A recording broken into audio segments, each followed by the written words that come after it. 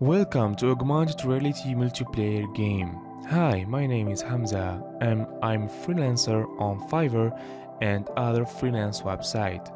My main work is to switch the game from single player modes to multiplayer using many engines, and I even made my own engine based on Firebase database.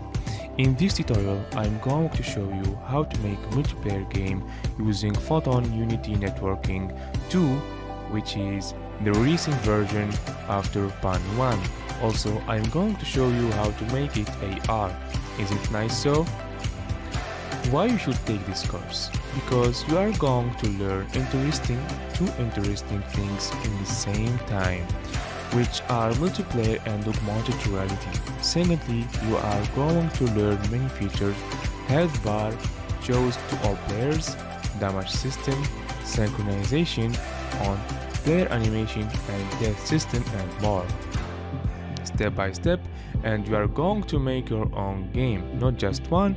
You can make as much as you want augmented reality multiplayer games. Read the description below, enroll now, and share this course with your friends to create awesome games like this. Okay, what are you waiting for? See you inside.